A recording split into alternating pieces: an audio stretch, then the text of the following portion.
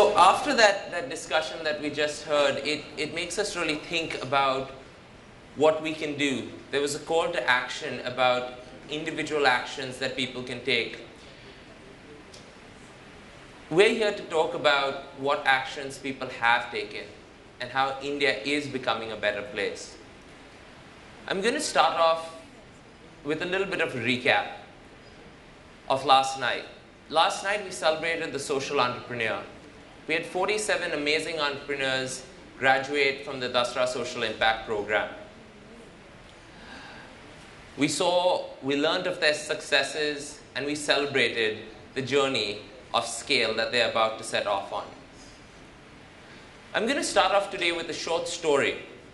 It's a story about a girl who was born to a marginalized farmer family, who's lost her mother fairly early, who had to support her family, dropped out of school, worked in the farms, had aspirations, taught at Anganwadis, and 17 years after she finished school, went back, got a degree.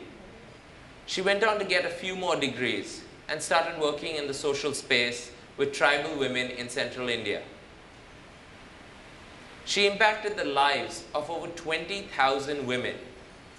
We know when we impact the lives of women, we actually impact the lives of entire communities. This amazing lady now wants to impact the lives of over 50,000 women over the next 3 years. The lady I speak about is no one other than Subhadra, who's sitting here next to us.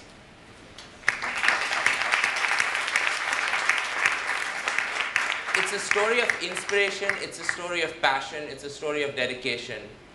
But behind all these outcomes or impacts, whichever you wish to think of it, there's challenges. Subhadra didn't speak English. Yesterday she delivered a perfect pitch in immaculate English. She's come a long way, but there's a longer way to go. I'm going to start off today by asking Subhadra, what are some of the challenges that you face in growing your organization? I would like to explain myself, my experience in Hindi, because I am not more comfortable in English. I can understand English, but not foreign accent. So this is my problem. So I am perfect in Hindi. So मैंने जब काम शुरू की थी, तब उस वक़्त technical किसी प्रकार की ज़रूरत नहीं होती थी। टेक्निकल्स में आता है कि जैसे मेरे संस्था में अभी तक मेरे संस्था का कोई साइट नहीं था, वेबसाइट नहीं था, और मैंने उसको 2007 में रजिस्टर किया था कि मेरे को वेबसाइट बनाना है, लेकिन बनाएगा कौन? मेरे में उतने स्किल नहीं है कि मैं उस काम को करूं। तो अभी फ़िलहाल वर्तमान में जो हमको एक बहुत बड़ी सफलता मिली है वो ये है कि वोडाफोन ने एक वॉलंटियर हमारे पास भेजा था और उन्होंने हमारा वेबसाइट बना दिया है। ये एक काम, हमारा बड़ा सा काम पूरा हो गया, ऐसा मैं मानती हूँ। और जैसे कि टेक्निकल में हम जैसे चाहते हैं कि हमारा काम जो है एक कंप्यूटर में हो और कोई भी उसको देख सके, एनालाइज कर सके, वो उसको माई स्केल ऐसा कहते हैं, तो वो भी मुझे नहीं आता है और उसके लिए अभी तक मुझे कोई व्यक्ति नहीं मिला है। और दूसरी चीज़ है फाइनेंशियल, जो अकाउंट वगैरह करना है या बैंक से पैसे निकालना है, बैंक में पैसे डालना है, ये सब काम के लिए मुझे ऐसे व्यक्तियों की ज़रूरत पड़ती है जो मेरे ग्रुप में, जो हम फुल टाइम 10 कार्यकर्ता काम करते हैं, उनमें से एक ही है जो ये सब कर सकता है, लेकिन वो इतना व्यस्त हो जाता है कि वो फिर दूसरे से हमको करवाना पड़ता है। और हमारा 80 लोग वॉलंटियर है जो लोकल है, एक महिला, एक पुरुष, एक गांव का वॉलंटियर है। तो इस तरह से हमारा 40 गांव में 80 लोग वॉलंटियर है। वो तो एजुकेटेड नहीं है, तो वो ये काम नहीं कर सकता है, लेकिन क्या हम उसको ट्रेनिंग के माध्यम से उसको हम ये सिखा सकते हैं क्या कि कंप्यूटर में डेटा को कैसे डाल दें? इतना काम एक जो प्राइमरी काम है वो कर दे, बाकी एनालाइज का काम कोई हमको दूसरे व्यक्ति सपोर्ट करके वो एनालाइज कर दे। तो ये इस तरह के काम की हमको बहुत ज़रूरत पड़ती है और हम बहुत परेशान होते हैं कि कौन हमारा काम कर देगा, क्योंकि ऐसे काम करने वाले हमको मिलते नहीं हैं। और चूँकि हम आदिवासी इलाके में काम करते हैं, वहाँ रास्ता नहीं है, पीने का पानी नहीं है, स्वास्थ्य केंद्र नहीं है, स्कूल नहीं है, मास्टर नहीं है, कुछ भी नहीं है, जाने के ट्रांसपोर्टेशन नहीं है। उस स्थिति में कौन एक पढ़ा लिखा जो आदमी टेक्निकल जानता है, जिन्होंने अपनी पढ़ाई MBA से की, फाइनेंस में किया है, इस तरह के लोग वैसे इलाके में आके हमारे लिए कैसे काम करेगा, क्योंकि हमारे पास इतना पैसा नहीं होता है कि उसकी नॉलेज और उसकी स्किल के लिए हम उसको पे कर सकें। अब वहाँ के लोग ये चीज़ सीख नहीं सकता है, क्योंकि वहाँ तो प्राइमरी स्कूल ही नहीं है। वो कब स्किल होगा तो कब हमारा काम पूरा होगा। तो हमको इमीडिएट जो ज़रूरत होती है वो इस तरह की ज़रूरत होती है, और जो हम बहुत परेशान रहते हैं कि इस काम को हम कैसे पूरा करें। Thank you. We heard some of the challenges that Shubhadra, and she's just one of millions of change makers out there that are faced with each day about how skills reaching them.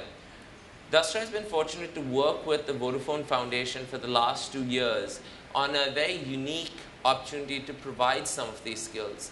I'd like to invite Burgess to share some of, Burgess works for Vodafone, he heads their IT department, and I'd like Burgess to share a little bit more about the World of Difference programs that Vodafone runs and some of your experiences with this program. Sure, thanks. So the Vodafone Foundation is the CSR arm of Vodafone. It's there in 22 countries, and over 1,500 people across all nations have taken part in this program. India is the latest addition, and over the last 2 years, 45 of us have been attached with 45 NGOs for a little over 15,000 hours over spanning 8 to 6 weeks, and raised over 5 million rupees for this. It's just not a question of giving a fat check, but in a difficult time of the year, when the year is starting, when there's scheduling, there's planning, budgets going on, 25 of us are selected to be placed at 25 remote locations where NGOs are based to help them in our area of expertise. One of my colleagues, a lady, was placed at my colleague's location, far off in the interior of the Bills area in MP. One lady was in Kashmir. One was working with HIV-infected truck drivers in UP, where even men fear to go. So tremendous amount of engagement is get done. Besides the money part of just giving checks, a lot of fundraising is done by different circles using very unique and innovative ways. Valentine's Day, car wash, all the money goes to the CSR of your choice. All the Zuzu merchandise, which is very much in demand, all the monies taken from that would be donated to some NGOs. The gifts which we receive in Diwali and New Year's, all of that is collected, auctioned at the highest of prices, with all the money going to the charity of your choice. I was there with a lovely NGO called Umeed, and the way we helped them was this NGO had tons of research data, had lots of medical records, and they were placed all over in different computers all over the place. Sometimes laptops would get stolen, hard disks would get destroyed, and all the data would get just lost. We're putting up a Microsoft Azure cloud-based solution where all the data is in a cloud, secured, stored, backed up, readily available wherever you want in the world. Windows XP is getting out of gate and Windows 7 is coming in. We've ensured all the desktops and systems of the NGO were upgraded, including the LAN cabling to the state-of-the-art systems. In India, the traditional ways of teaching autistic and special kids for the eye-to-finger coordination was being done through balls and bats and stuff. Abroad, we believe there are autistic apps. There are 1,895 apps on iPhone, iPads, and Android systems. Imagine a child being made to play a game to improve the eye-to-hand coordination with a traditional bat and ball, or with a snatchy, quite fun-loving Subway Surfer or Temple Run game. Kids love video games. And if you can teach a child through the medium of sports, play, or enjoyment, then the learning is expedited far more. So these are the very many ways and a plethora of mediums through which Vodafone tries to give back to the same society in which we live. Thanks, Burgess. That was a really exciting example of how a corporate comes together, leverages its resources, 10,000 plus people get behind a cause, they give skill, they give knowledge, they innovate different ways to rally up the masses. However, this is not the only kind of help that organizations need. We also need help in sort of strategically thinking of the future. How do you grow systematically? How do you bring in that acumen and diligence that funders want, that gives them confidence to make those decisions? DSI, Dasra Social Impact, also has a very strong mentoring program, which does not require a full-time commitment, but rather a shorter engagement where people, such as Rama, who's joining us today, spend a few hours a week working with an organization and thinking about helping them think through how they can work and deliver more effective results. Rama, I'd like to hear from you a little bit about what skills that in your 17-year corporate career that you might have acquired that you feel have been very beneficial to some of the organizations you've used. And if you could share a few examples, that would be great. Okay. Thank you, Tushar. Thank you, Dasra, for having me. As you mentioned, I have over 16 years of corporate experience, and typically, like a few of the other members have mentioned before, I come from a very typical strategy consulting background with an MBA and a law degree, and have worked in large multinationals like Pepsi and British Petroleum, and as a management consultant in India and in Asia. So that brings in a lot of very typical, as it was pointed out earlier, strategic thinking on how effective do you want to have, how you're going to look at the outcomes, what strategy is needed. So those are something which, how is the project management, how is the project to be handled, those are something that you take it as given on a day-to-day basis. So the last 4 years though, after I quit from corporate, I've been on developmental work. I did a project with Care International on how to engage better with the private sector in Asia. So that brought in a lot of understanding of how the NGO sector looks at working with private sector as well, which is very different that the corporate sector looks at it. And then I co-founded a microfinance society in Singapore. And for the last 4 years, I've been mentoring Afghan civil servants as part of a UNITAR program. So this year I've mentored, I've worked with a couple of organizations with DSI, which has been extremely rewarding. So one of the organizations is Chintan, which is, works with waste pickers in Delhi. So it was extremely interesting. I mean, I went back to my mentees and to some of the other cohort to ask them how have the mentors helped them, so for me to understand how it was. So the biggest thing that they got back, they came back was that they got a clarity of thinking, that trying to look at a problem, so how do you look at it holistically and how can you break it down and how can you, so one of them has a large award grant that's been given for $500,000. So it was very interesting for me when I went in for the meeting. The entire organization, from all the waste pickers as well, were called for the meeting to talk to them about the fact that they have such a large award, and also how are they going to utilize it. So you can imagine the chaos in the room with each one talking about how are they going to, what do they think they can utilize it for, etc. So which doesn't happen in different organizations in the corporate field.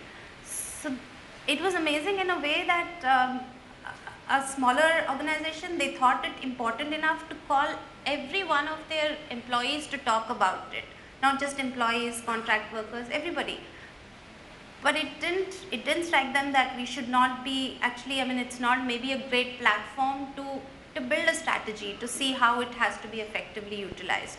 So it was good to talk to them. To also, by the end of it, we agreed that we need a project manager for this. How are we going to look at the milestones? What is the final goal that we're going to look at? And just to break it down. So that is one part of it. The second was that they just felt just more confident that somebody from the corporate field is ready to come and work with them. So they felt really that they are a really small NGO, but still there are people in the corporate field that they want to spend the time and work with them, so they felt really good about it. So that's what they came back with. And the third, just for the business plan building, every time, I mean, you know, we've had a lot of exchanges. So how do you make your pitches? How can you look at it from the point of view of the audience? How is the funder going to look at? What should you be emphasizing? So those are just, you know, they felt a mentor is both an insider and an outsider, because they understand some of the organizations, but they understand outside skills. So they are able to help with that. So it's been extremely rewarding for me personally. Rama, you've clearly brought a lot of value to the organizations. We've spoken to them and we know that. Approximately how much time do you think you spend with the organizations?